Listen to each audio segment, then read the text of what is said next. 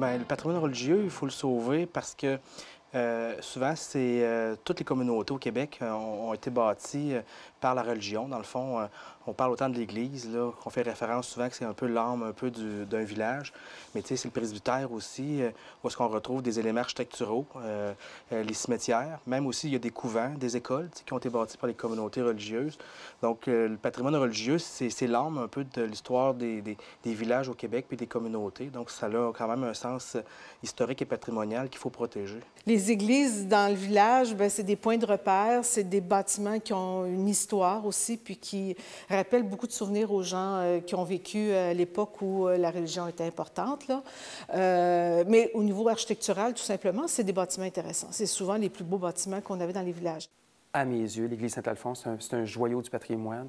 C'est une des plus belles églises qu'on a, à mes yeux, aussi au niveau de la province de Québec. Il faut absolument conserver ça. Il y en a d'autres aussi, mais on ne pourra pas toutes les garder, ça c'est sûr. Si on est capable, tant mieux, de retrouver des nouvelles vocations, tant mieux. Mais à un moment donné, c'est sûr qu'on ne pourra jamais être capable de garder tout ça. Le premier dimanche que j'ai assisté à la messe à l'église Saint-Alphonse, l'église m'a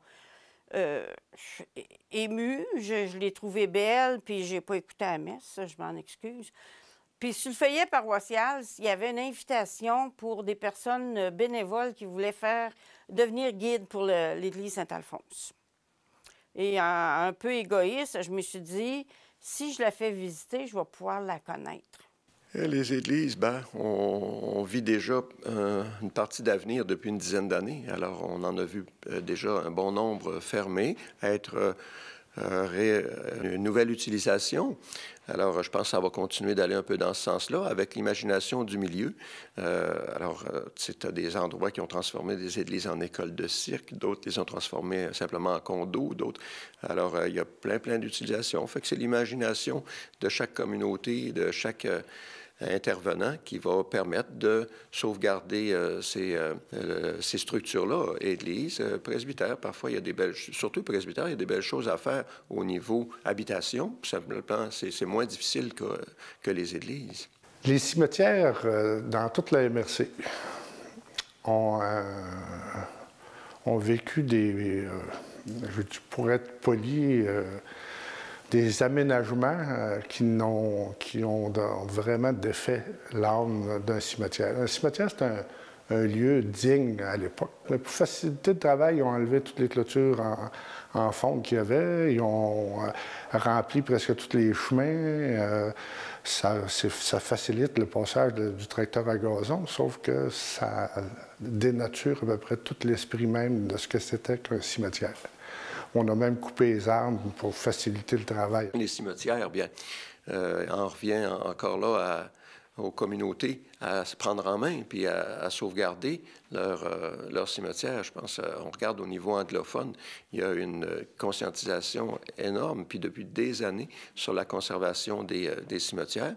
Je pense qu'on a exemple à prendre sur ça. Puis, je pense qu'il y a un intérêt. Il s'agit seulement qu'il y a des gens mobilisateurs un peu on a formé ici à Thetford le comité d'embellissement des cimetières Saint-Alphonse-Saint-Maurice. Et puis déjà, là, on sent que les gens embarquent, mais il faut qu'il y ait un initiateur, un leader à quelque part, là, un groupe qui prend en main, puis que les gens sont sensibilisés, puis ils ont plus... comment dire, le goût de s'impliquer. À quelles conditions? Bien, c'est une prise de conscience collective. C'est des choix politiques, souvent, qui doivent être faits. Parce que c'est sûr que si on attend après les autres, il ne se passera pas rien.